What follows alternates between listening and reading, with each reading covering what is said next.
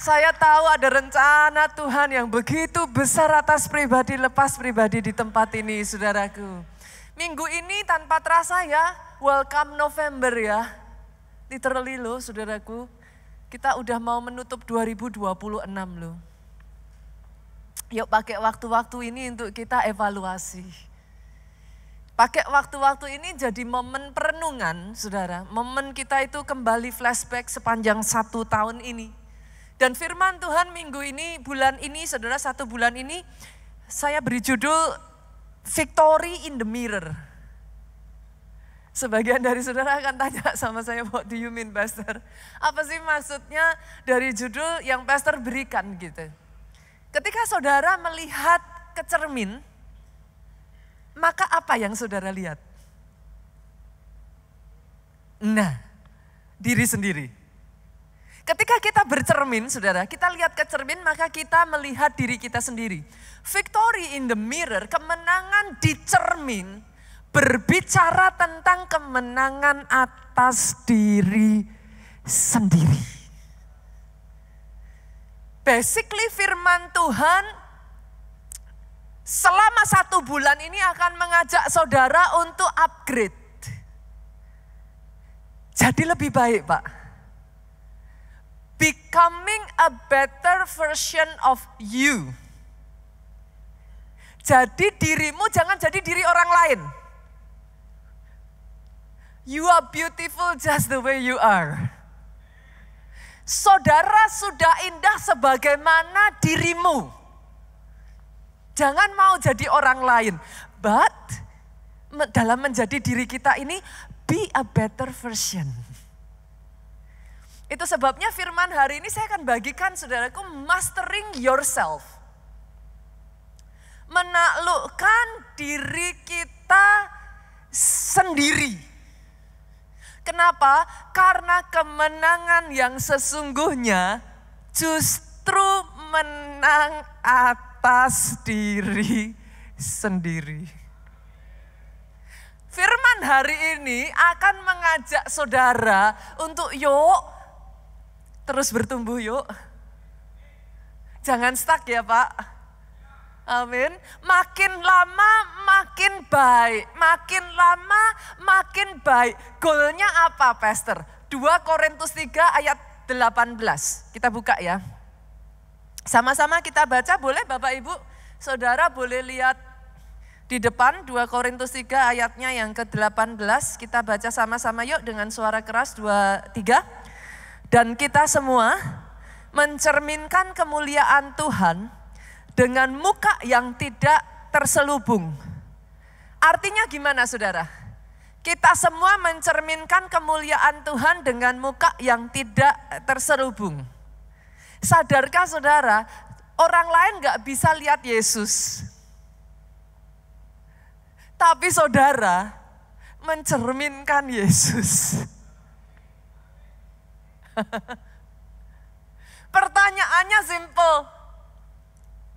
When they see you, what do they see? Apa yang mereka lihat? Lanjut ya. Dan karena kemuliaan itu datangnya dari Tuhan yang adalah roh, maka kita diubah menjadi serupa dengan gambarnya dalam kemuliaan yang semakin besar.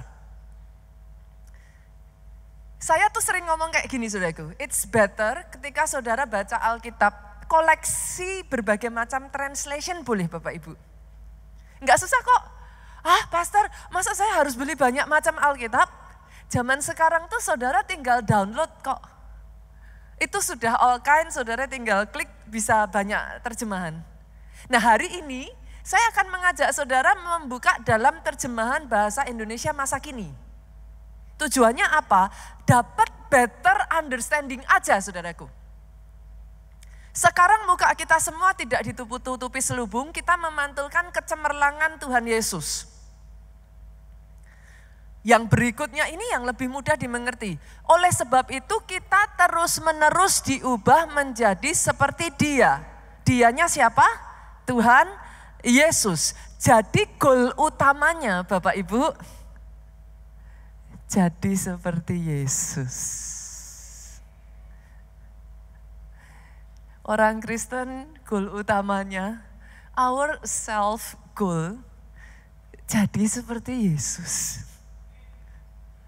Makin lama kita menjadi makin cemerlang.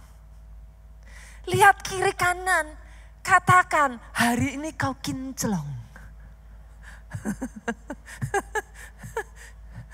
Makin lama makin cemerlang. Artinya yang Yesus harapkan dari ayat ini sebenarnya, Yesus kepingin saudara makin lama jadi makin baik. Enggak boleh sama loh ya, biar 1%, esok lebih baik dari hari ini lebih baik dari hari kemarin. Itu goalnya, jadi enggak berlebihan kok saudaraku. Saudara enggak dituntut berlebihan kok.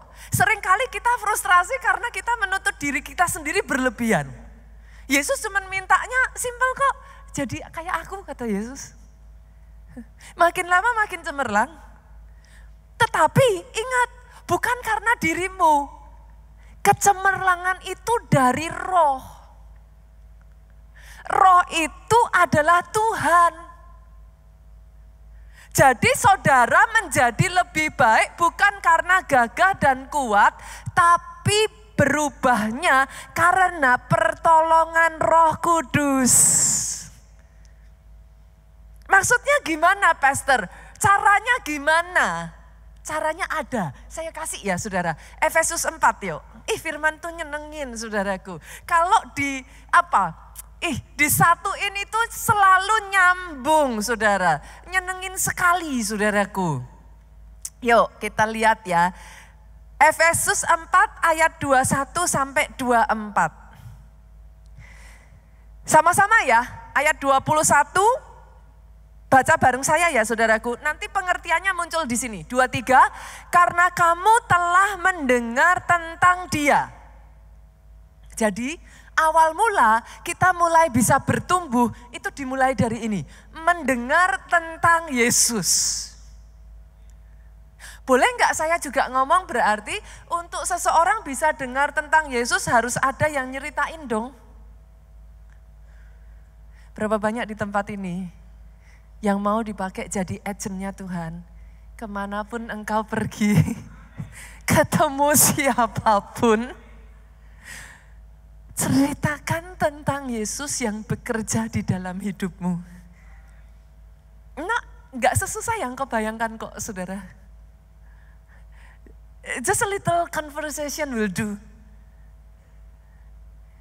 Enggak perlu langsung saudara bicara tentang Yesus.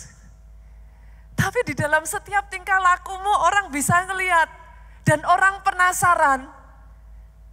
Ini orang kok beda ya? Orang jadi bertanya-tanya, apa yang bikin orang ini berbeda? Jadi kesaksian. Karena Roh Kudus bekerja di dalammu, hidupmu berubah. Setelah dengar tentang Yesus, nerima pengajaran di dalam Dia. Pengajaran menurut kebenaran yang nyata. Jadi enggak boleh hanya dengar Yesus doang, masuk gereja doang. Enggak. Katakan, aku mau jadi murid. Hayati kekristenan, saudaraku. Jangan salah, kekristenan itu menjadi murid. Saudara harus nangkep esensinya. Itu sebabnya amanat agung ngomongnya pergi, jadikan semua bangsa. Tuhan gak pernah bilang jadikan semua bangsa konsumen. Apa beda murid dengan konsumen? Konsumen datang lihat-lihat kiri kanan, oke, bagus, I'll stay. Tapi di Jakarta kan pilihannya banyak ya Pak. Lihat lagi kiri kanan.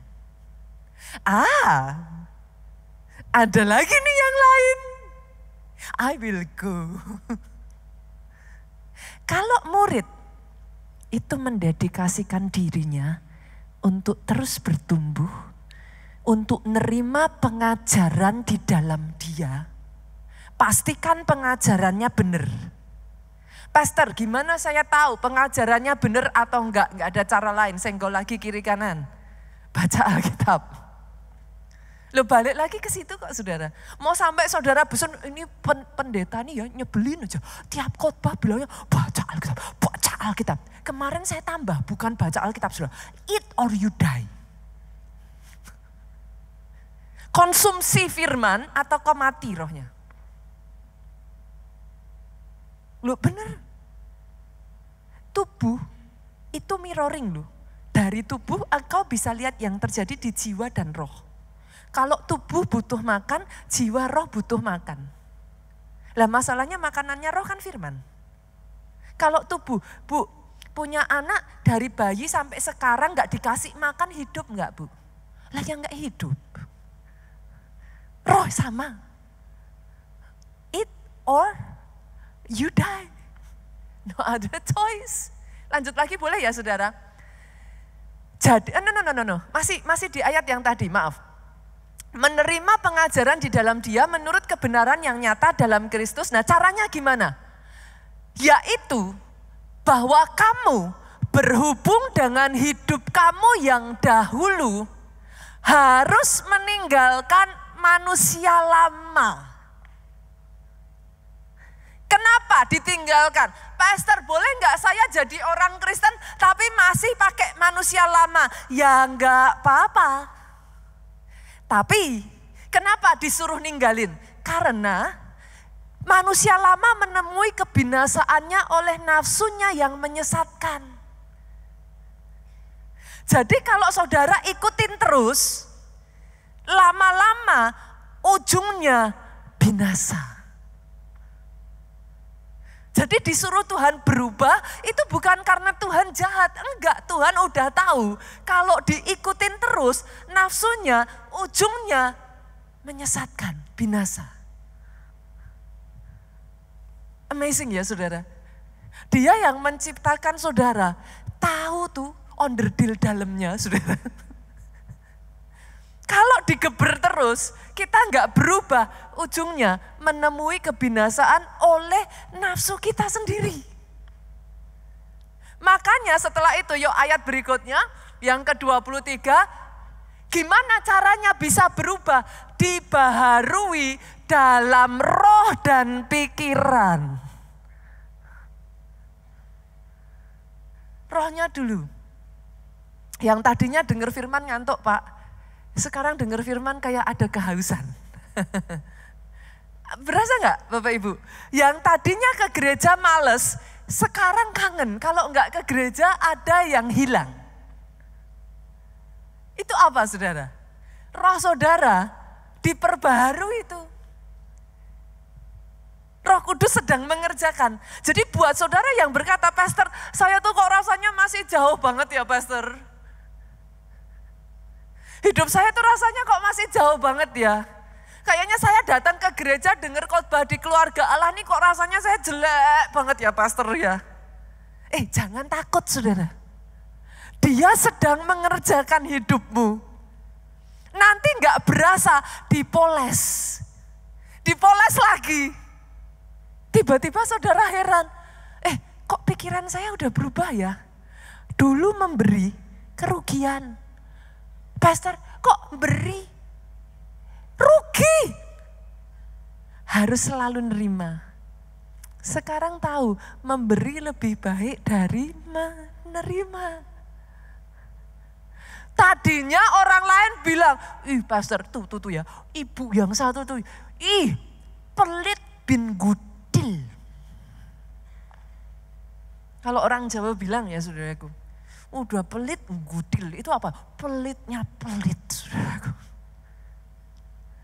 Tapi sekarang setelah ada pembaharuan pikiran, pembaharuan roh, Tuhan pakai loh, Tuhan jamah hatinya.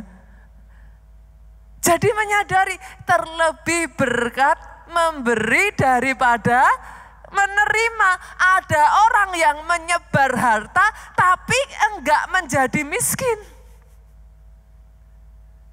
Lo sadari saudara, filosofi dunia dengan firman itu beda.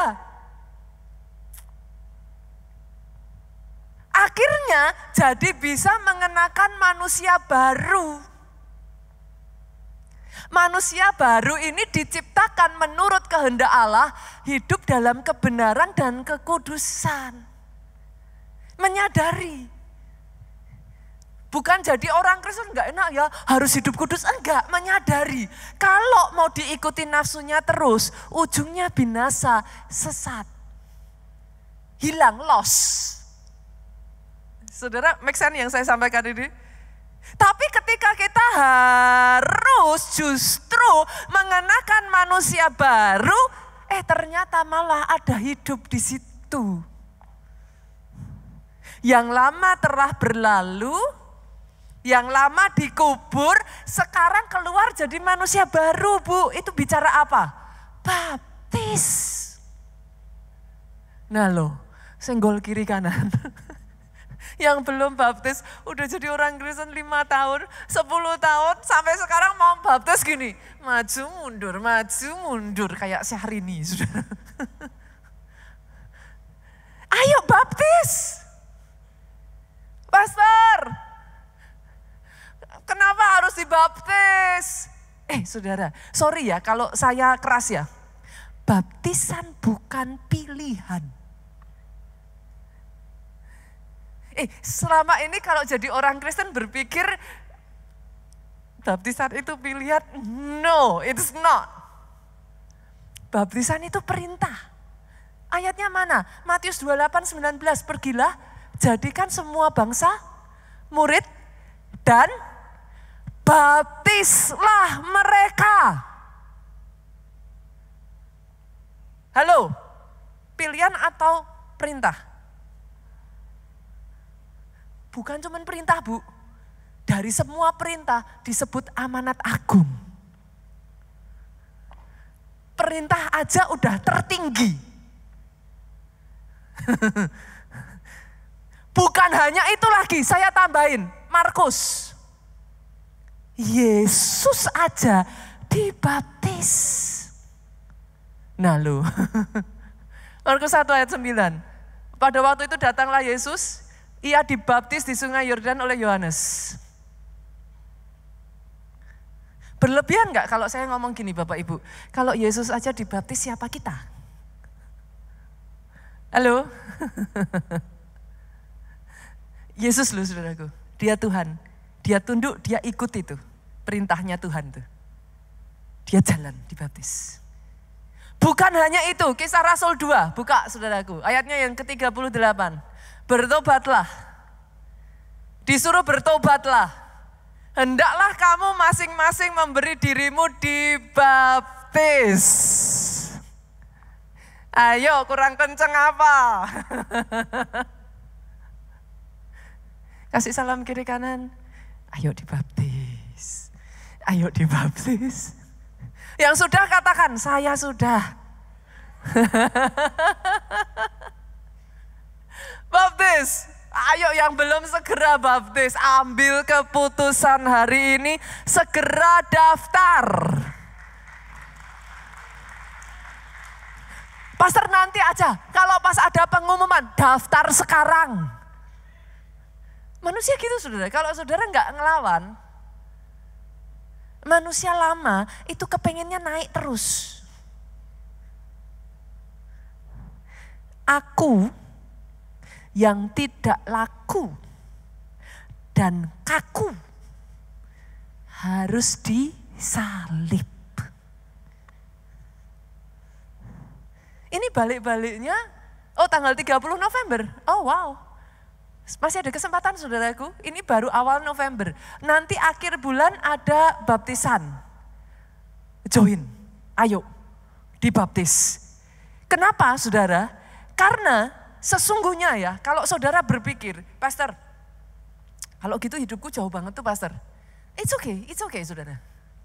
It's okay. Kalau toh saudara berpikir, aduh saat ini kok saya masih ini ya Pastor ya. Enggak semua orang dalam Alkitab itu memulai langsung baik. Permulaannya banyak yang enggak baik. Masih ingat Yefta enggak Bapak Ibu? Namanya jarang disebut sih. Yefta itu salah satu dari hakim-hakim. Tapi tahukah saudara siapa Yefta? Yefta ini, maaf kata saudaraku, Alkitab mencatat dia ini, maaf sekali lagi maafkan saya saudaraku, dia ini anak perempuan sundal. Bukan hanya dia anak perempuan sundal, dia dibuang. Karena dia dibuang, dia hidup dengan orang yang gak jelas latar belakangnya. Akhirnya Yefta ini jadi perampok. Cuman sorry loh saudara, saya tuh menemukan Tuhan kita, Yesus kita tuh punya hobi yang unik. Dari sejak awal kau diciptakan, Tuhanmu hobi ngumpulin debu. Kita ini debu dan tanah tuh. Nah, dikumpulkan tuh sama Tuhan. Dia tuh hobi ngumpulin debu. Dia itu hobi merubah yang tadinya sampah jadi kinclong. Itu hobinya Yesus, saudara. Yefta, dia itu udah orang buangan, dia jadi perampok, saudaraku. Sama bangsanya dijauhi, ditakuti. Sampai ketemu Tuhan, dirubah from zero, jadi pahlawan bangsa Israel, jadi hakim-hakim. Apa gak keren Tuhan kita? Masih ingat Saulus? Penganiaya orang Kristen, orang yang ditakuti, diubah jadi Paulus. Bagi dia tidak ada yang terlalu sukar. Dia ahlinya mengubah air jadi anggur. Maka hidupmu yang hambar saat ini, dia ubahkan jadi manis. Dijadikan.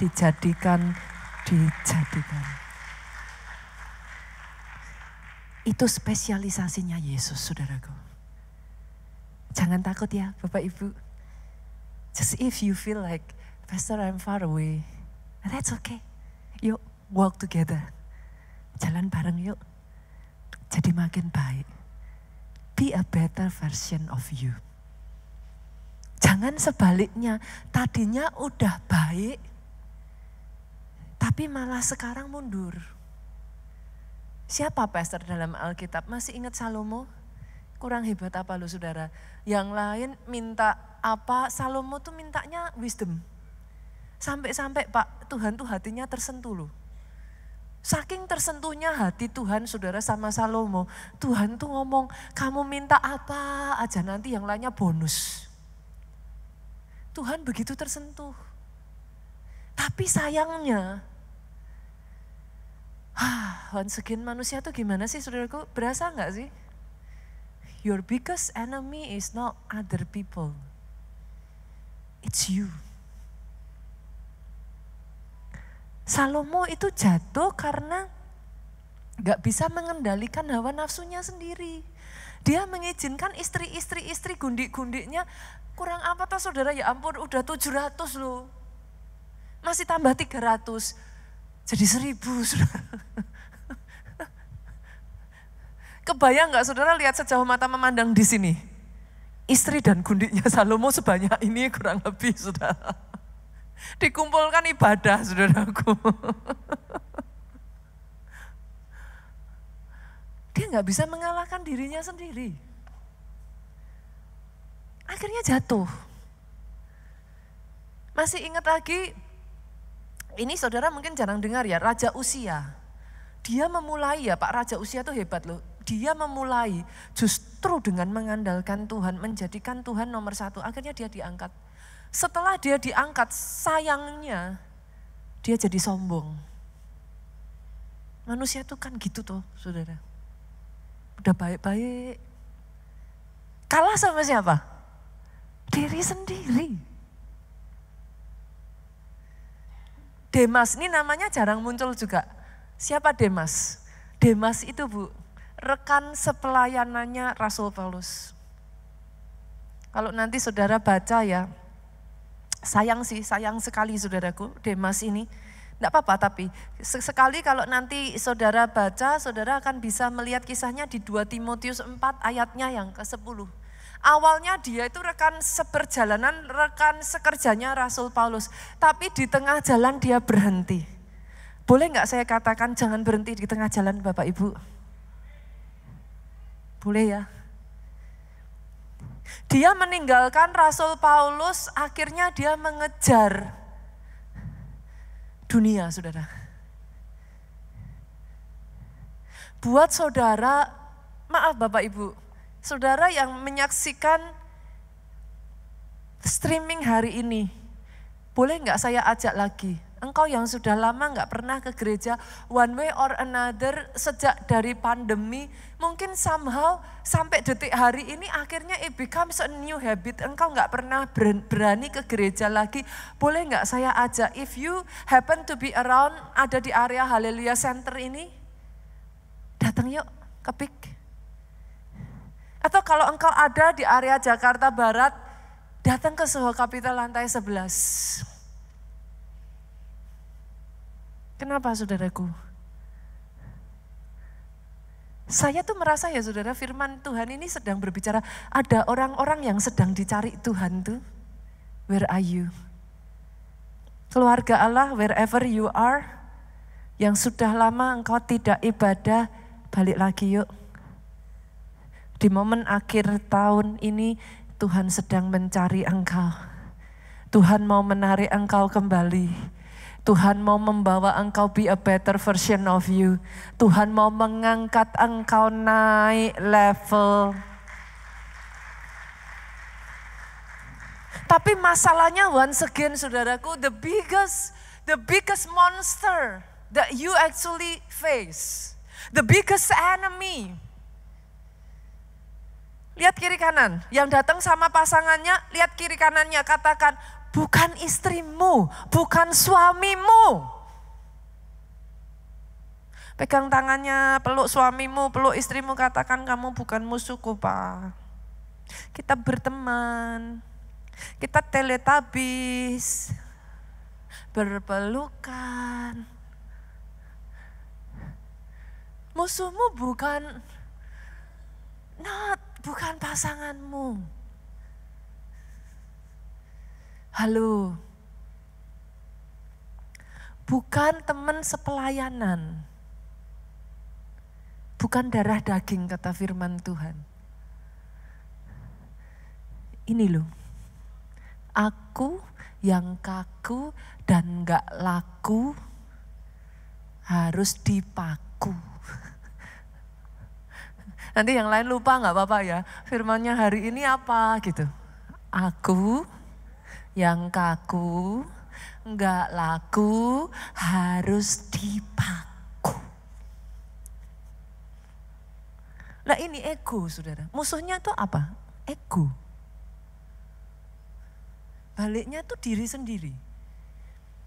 Harus kunci utama saudara bisa bertumbuh, kunci utama saudara jadi semakin cemerlang, kian lama kian jadi baik adalah mastering yourself.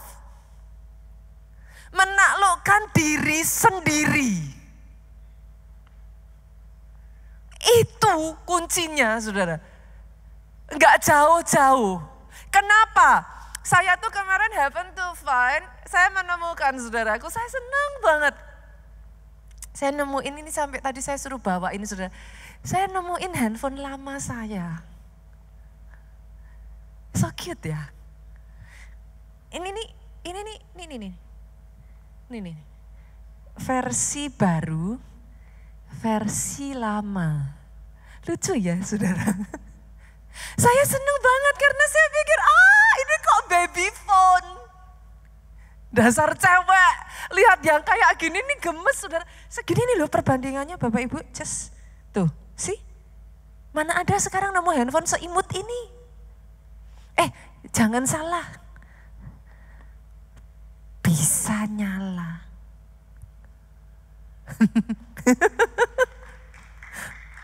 Saya senang, waktu saya buka dia nyala saudaraku, saya happy banget, saya mau pakai. Begitu saya mau pakai, mau saya install, nggak bisa. Tuh. Kalau saudara nggak ngalahin diri sendiri ya, manusia lama terus dipakai ya. Ini jadinya cuman ini saudara, imut, lucu. Apa? Jadinya apa? Kayak dinosaurus itu apa namanya saudara? Apa? Ini saudaraku, Dia keren. Dia cantik. Tapi senggol kiri kanan nggak bisa dipakai. Fosil. Ya bisanya cuman ini doang saudaraku, kalkulator. Apa? Bisanya cuman nggak tahu nih. Kemarin saya coba nggak bisa ini. Lihat tanggal kalender bisa. Kalau saudara nggak nanggalin manusia lama, terus jadi kayak handphone saya ini, nggak bisa dipakai Tuhan. Aku yang kaku dan nggak laku harus dipaku. Sama seperti handphone ini, nggak bisa dipakai. Handphone baru aja harus di-upgrade terus toh. Engkau harus di-upgrade. Makin lama jadi makin seperti Yesus. Mengalahkan, menaklukkan diri sendiri. Itu dimulai, saudaraku, dimulai dari menaklukkan egomu. Boleh nggak kita belajar sedikit yuk? Pastor, apa sih sebenarnya itu ego? Tadi saya dengar Pastor bilang saya harus mengalahkan ego saya. Apa itu ego? Ego adalah dorongan dalam diri kita untuk menempatkan diri kita sendiri sebagai pusat yang utama. Jadi sebuah dorongan yang muncul dari dalam diri to make ourselves as the first. The most important. Itu sebabnya saudara mengenal kata egois. Apa itu egois? Egois adalah istilah yang intinya diriku nomor satu. Yang aku rasakan yang paling penting. Orang lain gak penting. Tapi saya nggak nyaman, Pastor. Saya nggak enak. Saya nggak suka. Kalau saya sudah nggak suka, orang lain suka, nggak peduli. Yang penting sayanya yang suka. Orang lain nggak suka, terserah dia. Disebut egois.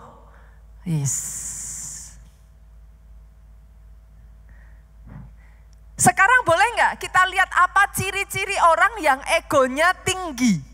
Berarti dorongan dalam dirinya untuk jadi yang utama itu tinggi. Ciri-cirinya apa saudaraku? Nah yuk kita lihat ya.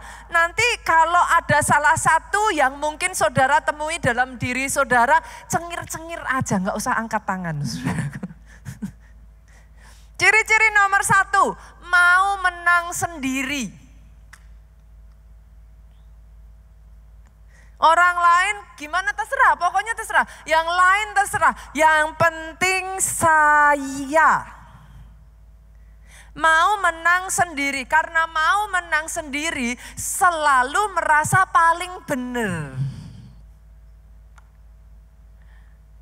Orang lain selalu salah. Kemarin saya geli saudaraku. Suami sukanya ngomongnya istri selalu benar. Benar gak ibu-ibu? Oh betul.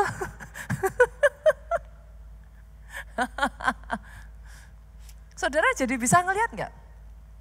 Suami istri kalau bertengkar.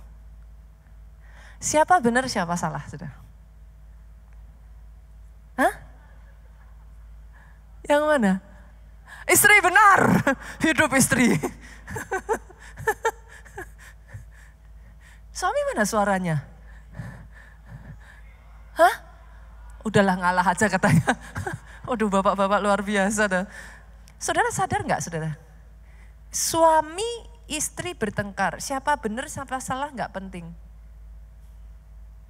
Kalau nggak ada yang mau ngalah, dua-duanya kalah.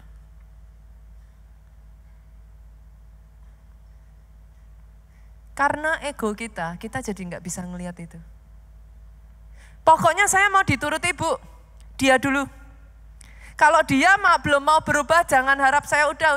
Enggak usah bicara yang lain, udah terserah. Memangnya di dunia ini laki cuma satu.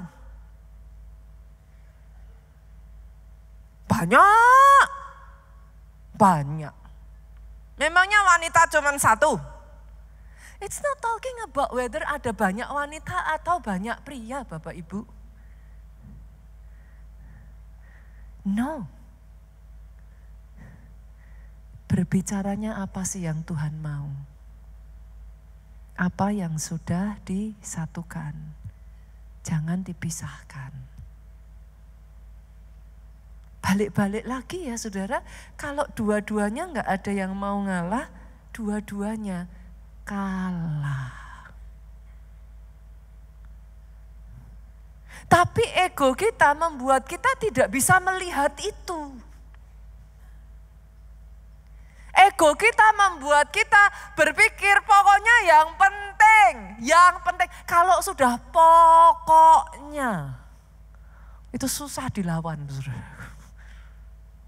Ciri-ciri lain lagi apa? Orang yang egois. Akhirnya nggak bisa dikasih tahu, saudaraku. Sukar menerima kritik.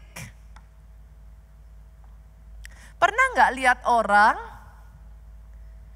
baru mau dikasih masukan dikit aja udah defensif?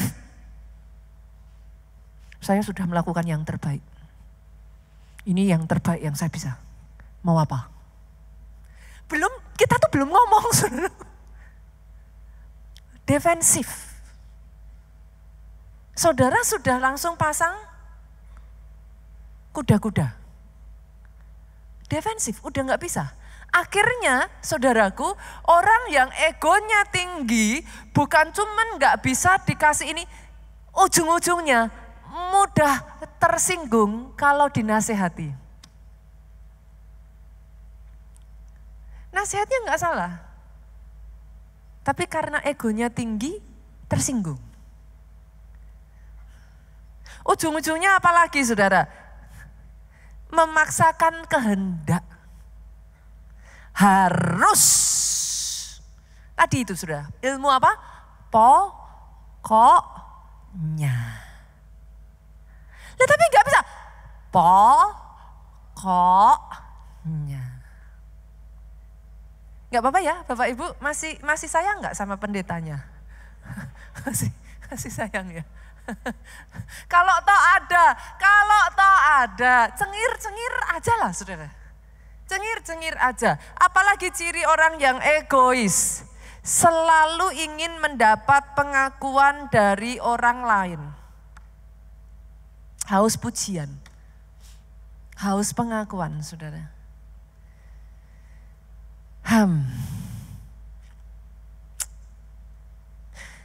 Simpelnya gini, semua orang punya ego. Jadi kalau saudara merasa tadi salah satu tadi ada dalam diri saudara, don't feel bad. Semua orang punya ego, tapi harus ditaklukkan. Dia harus makin besar, kita harus makin kecil. Itu bedanya filosofi dunia dengan firman. Kalau filosofi dunia ngomong gini saudara, buktikan dirimu. Tunjukkan. Orang dunia tuh ngomongnya gini, kamu, maaf kalau kata-kata saya dirasa kasar ya Bapak Ibu ya. Kamu boleh brengsek, kamu boleh kasar, kamu boleh gak karu-karuan, yang penting berprestasi. Itu dunia. Kalau di dalam Tuhan enggak. Disuruhnya, saudaraku, kalau di dalam Tuhan 1 Petrus 5 ayatnya yang ke-6. Rendahkan dirimu di bawah tangan Tuhan, maka Ia akan meninggikanmu pada waktunya. Saudara bisa melihat enggak sebeda itu loh. Makanya kenapa disuruh berubah di dalam pembaharuan budi. Karena kalau enggak, ngikutinya jadi kayak yang dunia terus gitu. Dunia bilang enggak apa-apa, it's okay. Kamu jelek, kamu mau sukamu sendiri. Kamu mau kasar, kamu mau ngerusak hidupmu. That's fine, hidup-hidupmu. Mulut-mulutmu, kan gitu orang bilangnya. Kenapa? Tidak. No, because karena kau ada yang punya. Kita menyebut diri kita ciptaan dan dia pencipta. Artinya he is the creator. He owns us. Mulut ini ada yang punya. Jari ini kalau mau nulis status ada yang punya. Zaman sekarang itu kan bukan hanya mulut tuh saudaraku. Katanya lidah tak bertulang. Jari juga tak bertulang kayaknya. Kan? Hati-hati dengan yang kau tulis, hati-hati dengan yang kau katakan, hati-hati dengan yang kau lihat. Anak sekolah minggu aja tahu, karena Bapa di surga melihat ke bawah, hati-hati gunakan. Mulutkah, jarikah, pikirankah, tubuhkah, tangankah, matakah, telingakah. Make sense Bapak Ibu? Boleh ya? Boleh ya? Saya ajak sebentar kita belajar dari salah satu orang yang disebut, Yesus tuh pernah ngomong. Mungkin ya saudara kalau ada manusia yang terbesar di bumi ini, Yesus tuh ngomong itu Yohanes Pembaptis. Kita belajar yuk dari hidup Yohanes Pembaptis. Siapakah Yohanes Pembaptis? Saya tarik dulu saudaraku. Yohanes Pembaptis ini saudaraku adalah anak yang disebut anak mujizat. Ini ya kalau saudara mau tahu actually seberapa besarnya egonya Yohanes Pembaptis. Dia anak yang disebut anak mujizat, lahir di masa tua. Anak laki-laki satu-satunya keluarganya. Yang notabene ayahnya seorang imam besar. Kelahirannya diberitakan oleh malaikat. Sejak dalam kandungan sudah kepenuhan Roh Kudus. Disebut sebagai orang yang akan mempersiapkan jalan Tuhan. Saudara kebayang gak nih? Kalau istilahnya zaman sekarang saudaraku, ini egonya mau segede apa gitu saudara. Udah anak konglomerat, anak laki satu-satunya. Lahir dari keluarga yang semua yes, harus dituruti. Anak yang disebut digadang-gadang akan menjadi penerus, bla and bla and bla. Kebayang gak Bapak Ibu? Harusnya egonya segede apa ini? Tapi yang hebat dari Yohanes Pembaptis ya, dia tuh tahu. Hidupnya bukan tentang dirinya. Hidupnya tentang Yesus. Dia diperkatakan sebagai orang yang akan mempersiapkan jalan. Banyak manusia ya saudaraku, saya menemukan ya, we think that the world, dunia ini berputar di sekeliling kita, but it's not. So sorry. Yesus punya rencana, Tuhanmu punya rencana atas pribadi di sekelilingmu. Every single person matters to him.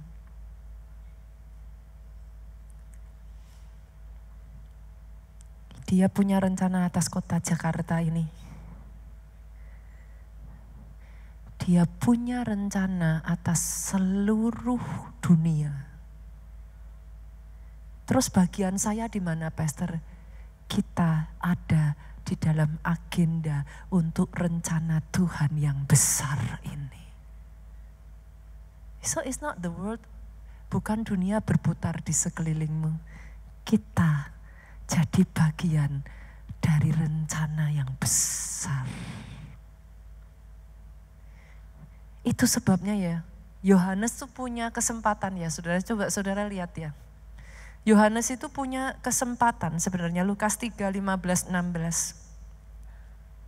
Tapi karena orang banyak sedang menanti dan berharap, semua bertanya dalam hatinya tentang Yohanes. Orang itu mengira ia Mesias, saudara. Kalau ia adalah Mesias. Yohanes itu punya kesempatan untuk self-proclaim loh saudara.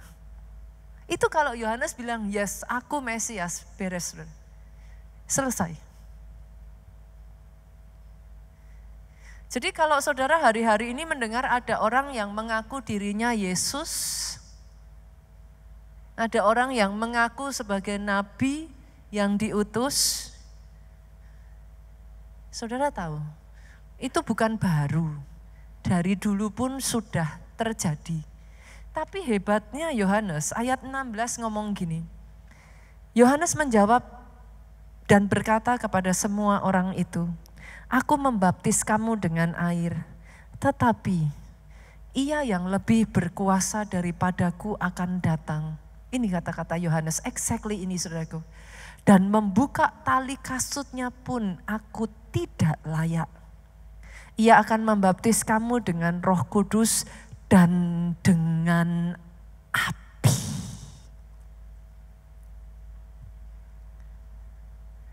Saudara nanti kalau turun ke bawah lagi ya, saudara akan menemukan once again di ayat 28, Yohanes 3 ayat 28. The same story actually, saudaraku.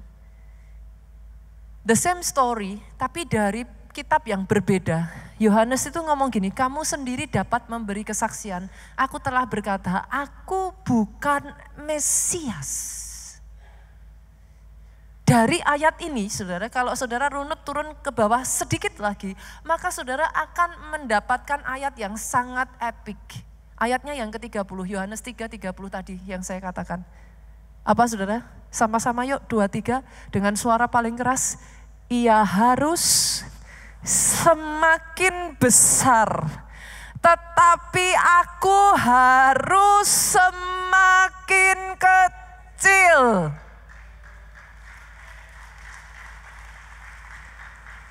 The biggest enemy bukan orang lain, ego.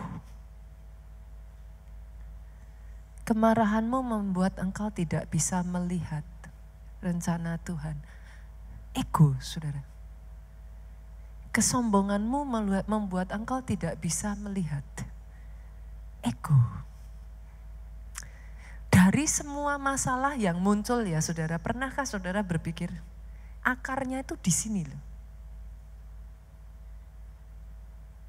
Kenapa orang gak bisa mengampuni? Ego. Ego saudara yang ego, jangan katakan saudara lah, ego dalam diri kita, karena saya juga sama. Yang mengatakan kalau aku bales, berarti I score. Harus dibales. Harus dikasih pelajaran, pastor. Biar tahu diri. Itu apa? Ego. Balik-balik itu ego. Akar dari sangat banyak masalah. Itu baliknya tuh yang satu ini loh saudaraku. Ego. Akar kekecewaan apa? Ego tuh. Apalagi, saudara mau nyebut apa lagi? Akar kemarahan apa? Ego. Apa? Sebutin deh saudara. Apalagi? Balik-baliknya itu ego. Harus ditunjukkan. Kalau saya marah, kalau enggak seperti itu, enggak kelar-kelar, pastor. Memangnya dia siapa? Belum tahu saya siapa. Itu apa? Tapi kalau mau narik dari Yesus ngasih contohnya apa? Dia mati di atas kayu salib, saudara. Gimana ya ngomongnya ya?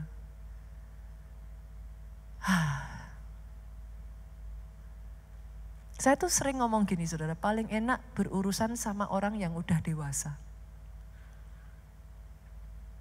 Kalau berurusan dengan kanak-kanak, capek dah.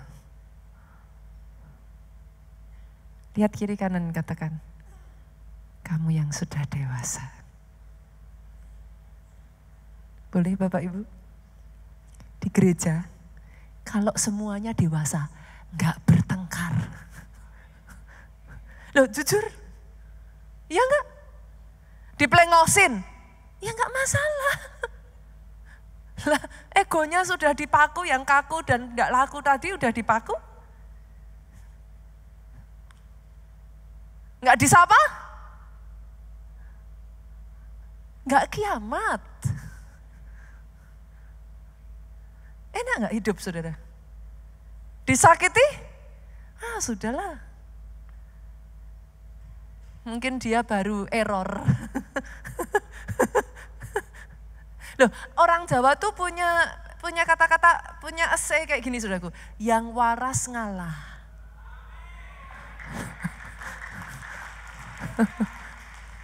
Loh, bener nggak?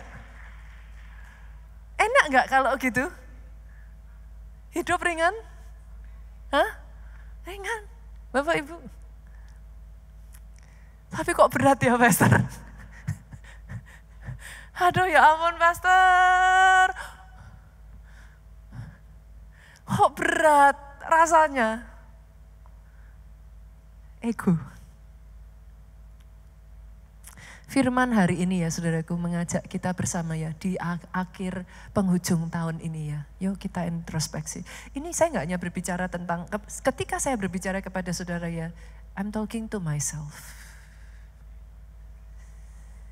Yesus sudah ngasih contoh yang begitu indah, saudaraku. Kadang saya tuh kalau mau cerita contohnya Yesus tuh saya pasti nangis, saudara. Satu-satunya cara mengalahkan ego gak ada yang lain. Belajar jadi hamba. Belajar melayani. Matius 20. Yuk kita buka ya. Matius 20 ayatnya yang ke-28, sama seperti anak manusia datang bukan untuk dilayani, melainkan untuk melayani dan untuk memberikan nyawanya menjadi tebusan bagi banyak orang. Yesus itu Tuhan. Saya tuh kalau cerita yang satu ini pasti selalu rasanya di hati itu kayak gitu, saudara.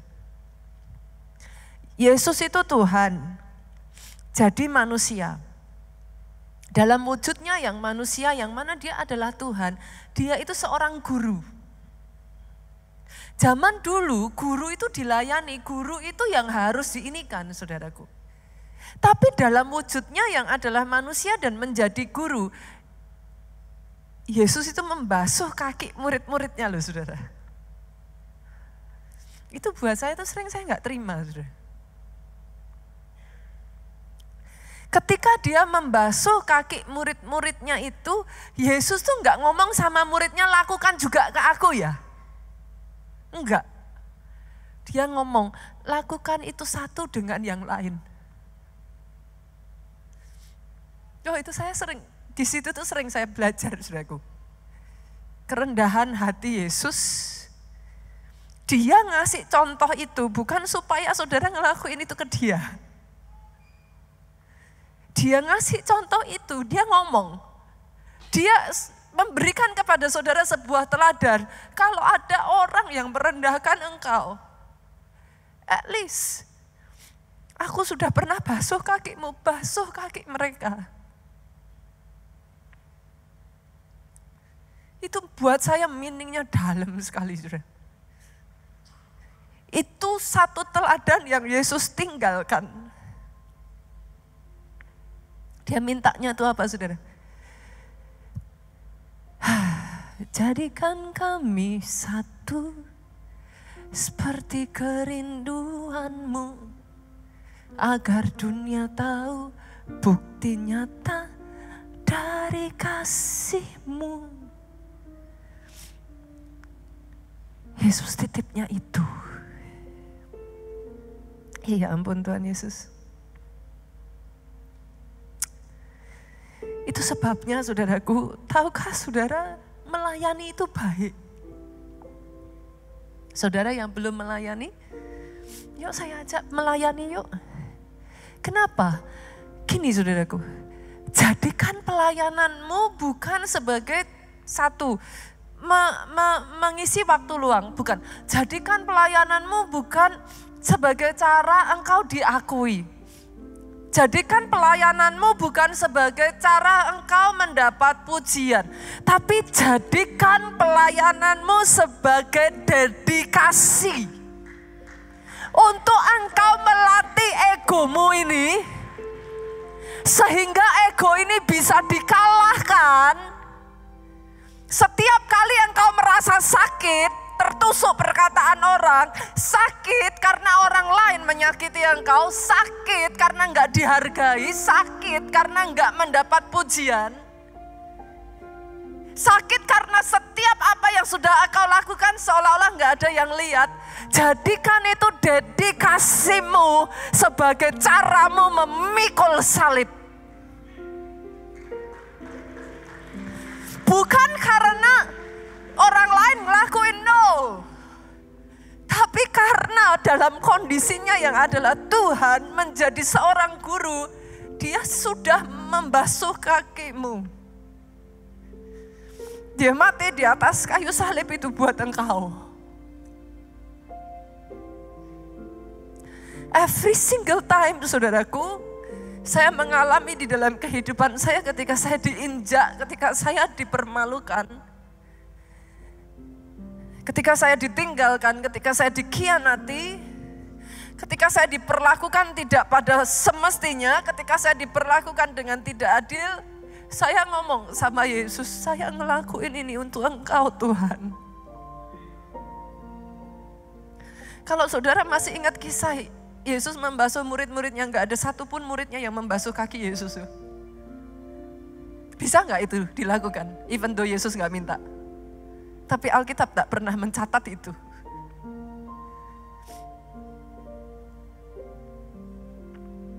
Jadi saya tuh ngomong sama Tuhan, boleh gak sih kekristenan bukan hanya sekedar soal engkau diberkati,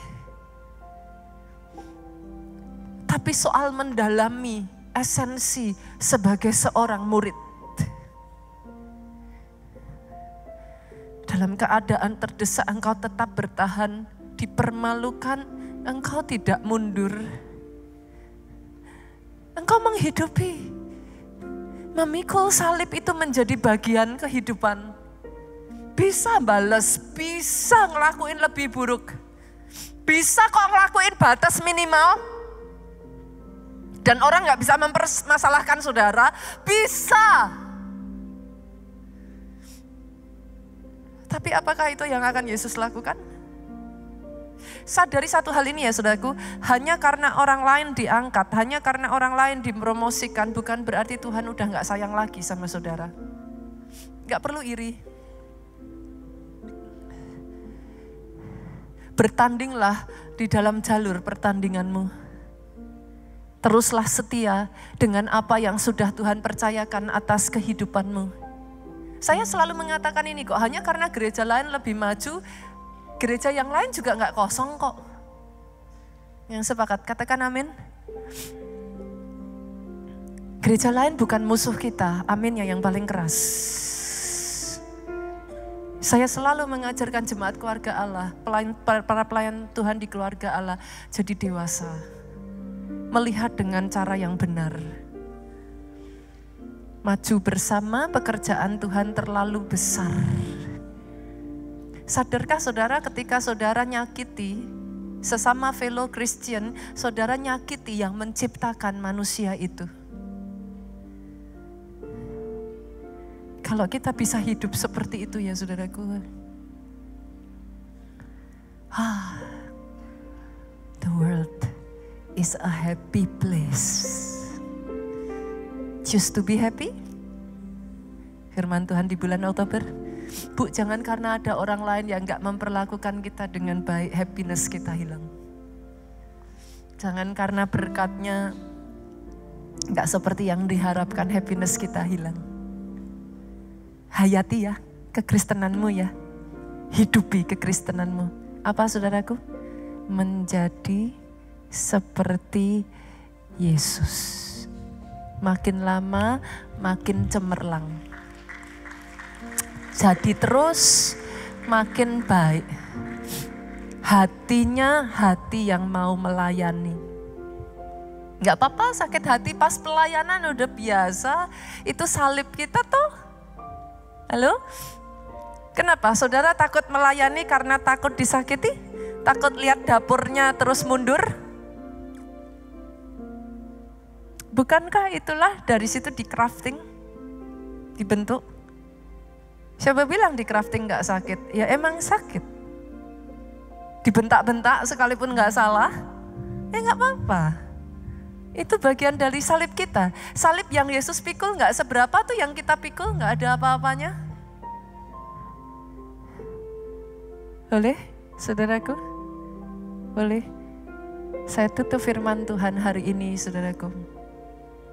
Saya berdoa, when you see the mirror, there is victory in the mirror. Ada kemenangan di salib